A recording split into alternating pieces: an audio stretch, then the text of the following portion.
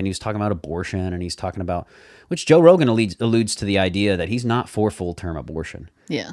Because he thinks he believes, he feels like, at least he says that at some point there's a human in there. Yeah. You know what I mean? Like, and he may think it's a zygote and he may have all these names, but at some point developmentally, he's like, that's killing a human. Yeah. Clearly he feels that way. But Matt Walsh seems like a from conception, pro-lifer. But then they get into marriage, and it's very clear that Matt Walsh thinks, he kind of comes from the idea of marriage. The institution is the bond that we've established for procreation. Yeah. On a societal level, not Yes. on a religious one, which that's where I was like, I don't think there's anything wrong with religious people arguing their morals from their religious books. I don't care if you're Jewish or Islam, whatever. I think that's good. I think it's important to have religious values. I think religion is good for society in general. And I feel like Matt Walsh was avoiding his personal testimony. And I don't mean testimony as in like, oh, this is how I got saved. Just saying, these are my values and this is why I believe that. He wanted to keep it all cerebral and intellectual and have nothing to do with religion. I understand why, because there's a movement that they call it Christofascism. And they're essentially saying that because separation of church and state, they're trying to make it where overturning Roe v. Wade was Christofascism, where Christians are trying to enforce their religious values on everybody. And it's the same thing with gay marriage. They're saying that's next. Matt Walsh clearly believes that marriage is between a man and a woman and fulfills a specific purpose. I don't think it has any effect whatsoever on a straight couple if a gay couple decides that they want to make it official. And that's what it is to them. It gives them a feeling that they're accepted and appreciated and that they're not discriminated against because they happen to be homosexual. The conversation they have feels so much like the conversation Matt Walsh was having with a lot of the people in his What is a Woman documentary. But on the flip side, when Joe Rogan would put him to the question, Matt Walsh would start circumventing and say, well, why would, and he would kind of work his way around the definition of it. What you're articulating to me is the damage that's done by gay marriage to the institution of marriage. But how is it done? How is that in any way damaged straight people? Because we are making the institution meaningless. But it's not meaningless. Well, but it's very meaningful to the people that have it. Subjective, symbolic, and it's about your own personal feelings. Isn't it, though? I think part of it was to avoid having a religious discussion, but another part of it may have been just where he was feeling the pressure of the conversation. And like you said, he's able to show that if there isn't intrinsic value in marriage as there is in a woman, then definitions mean nothing. Like, he got really deep into that. Yeah. And I don't think people... I don't know if people know how important what he's saying. They don't. Well, I think that was the problem is, I hate to say this, Joe Rogan is obviously a smart dude. I feel like the meaning of it was going over his head in the conversation. Yeah. The purpose for marriage. Because he kept saying, what harm is it for heterosexuals in marriage for two gay guys to get married? He's like, it doesn't harm you at all. And sure, obviously it doesn't. But the purpose of marriage... It codifies and protects and gives a name to a thing that actually exists, which are man, woman couples creating people, creating babies, but not always. Right, but that's still the nature of the union. So, but what are the percentage of people today that are married that don't have children? I bet it's pretty high amongst heterosexuals. Probably. And I think this is where Matt Walsh was trying to go with it. So they ask a couple questions in the gay marriage thing that are very, very interesting, and I think we should talk about it because Matt Walsh tiptoes around things that I have said before, like and that you and I have talked about. Joe Rogan asks him, why would God make somebody gay if he didn't want him to be attracted to another man and to do that? And Matt Walsh does say, well, God's given us all kinds of proclivities, and it doesn't mean that they're all sins. A lot of them are sins, and it doesn't mean they're all beneficial. Well, he did backpedal just a little bit. He goes, well, not that they're God-given. Yeah, nature, let's say, or whatever. Yeah, we're born with all kinds of proclivities. Yeah. But he was made clear to tell Joe Rogan, you're the one who brought up God. You're the one who brought up my religion. Yeah. Which was smart to do that. But the thing, he doesn't go a step further. The answer to that, why would God make somebody or why would somebody gay if he didn't want them to be gay? that's where I wish I could tell Matt Walsh and be like, hey man, God wants you to be monogamous according to our belief about marriage. And you're not born monogamous. You're born heterosexual, attracted to lots of women. Like, that's reality. And that doesn't end when you're married. You get married, you choose to be attracted to that one woman and that one woman only. It doesn't turn every other woman ugly for the rest of your life. That's not how it works.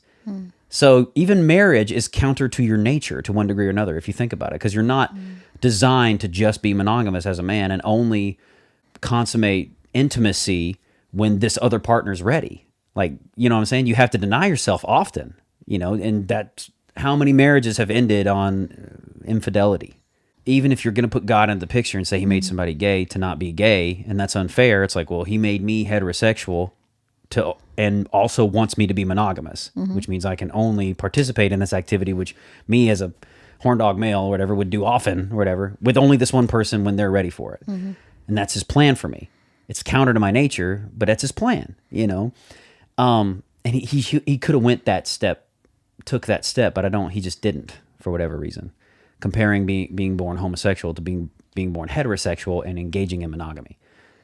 And so Matt Walsh essentially says that for centuries and for generations and for all of human history, marriage has had a purpose, which is, you know, to create more humans, to create life. There is something wrong with, you know, getting married and saying, oh, we're not going to have any kids at all. But why is there something wrong with that if someone's personal choice? Well, why is it wrong? And this is why I thought you and I would have an interesting discussion about it, because Joe Rogan also brings up, what about the people who choose to not have babies? Or what about the people who can't have babies or whatever like that? Like, does it make their marriage invalid or anything like that? And Matt Walsh has very strong opinions where he's like, I feel like they should always be open to the possibility of life creation. Yeah. Part of me agrees with what he's saying, that marriage has a purpose, and that purpose of being, you know, creating humans. But what's your thought on that? Like, do you more align closely to, in reality, marriage is more about love and that sort of ethereal thing? Like, I want to make a proclamation of my love to you, that's why we get married? Or do you feel like it is more, has utility? You know how Joe Rogan was trying to nail him down on getting him to say that God did something? Yes. Like, this is for God's standard. For about 2 hours. Yeah. For me, marriage isn't just two people declaring they love each other. It's two people declaring they love each other before God. Right. Like, I believe without God, there is no marriage. There might be two people joining in a union, but it's not marriage. Yeah. Well, I'm inclined to agree, but I believe that for gay people, for non-religious people, it's not going to be the same as a married couple that have bent themselves before God. Well, listening to their discussion is the first time that I've thought of it outside of that God umbrella. Why would there be a social interjection into marriage at all? Like, why would there be that? Why would there be any social ramifications for marriage? And why is marriage important socially? Because I always thought... I think a lot of it's so men always knew where their children were coming from. And you don't spread diseases as rampantly. But he says something that I wish he expounded on, and it made sense to me. Matt Walsh says because society has an investment in your relationship at that point. The more that we build a society where it's believed that marriage is objectively meaningless, right? It's entirely subjective. It's just about making you feel better. That's where the harm comes in. The worse it is, and people are going to reject marriage. Fewer kids are being born. Also, more kids are being born in a context where they don't have that stable family structure. So the harm definitely comes. It may not be this immediate, connect the dots thing. Marriage should be about procreation most of the time, because it's your binding contract is not to love somebody. You're not binding a contract saying, I'm going to love you. Yeah. Well, that's what we've made it out to be. In sickness and health, all this kind of stuff. We made it out as a binding contract that I'm going to love you and nobody else. But you don't need a contract to do that. You don't, because he even says that. He says, no one's saying you can't love anybody unless you have a contract. You know what I mean? Like, you can love people without one. So what he said that I loved is he said the reason why you have marriage and you have these social things tied to it, visitation rights and all this stuff, is because all of a sudden society is invested in your relationship, because you are agreeing to, we are going to marry with one of those purposes being creating life, and we are agreeing to participate in the growth and nurturing of that life. because that life eventually is going to be turned loose into society.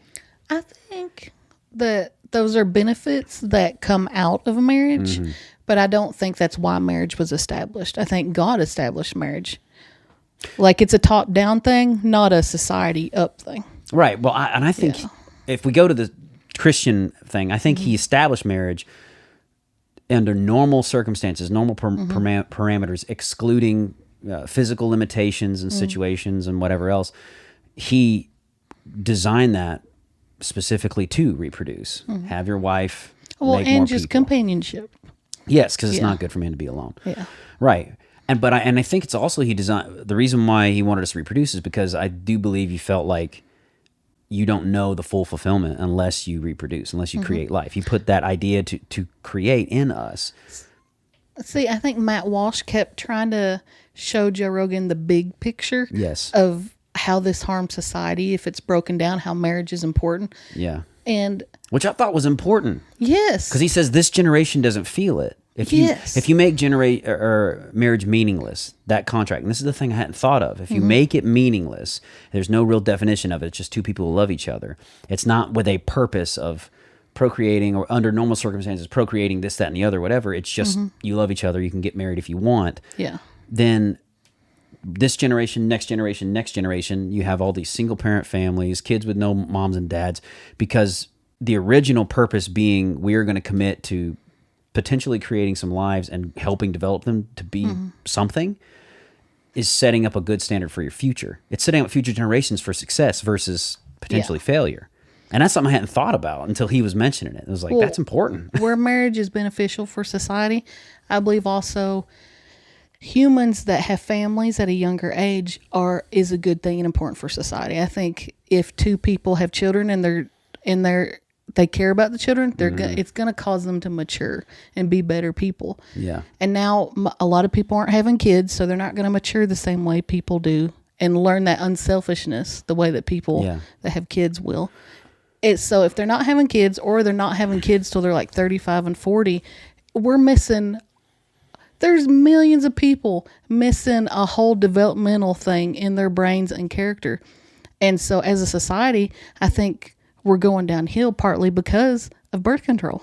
If you like this clip from the Not Gospel Studios YouTube channel, don't forget to share. Click on one of the other links and videos. You can find them here and here, and subscribe. I think it's down here. Tell your friends about us. Tell them that it's healthy, that it's vegan, and all of those things. Keep being awesome, because that's how God made you.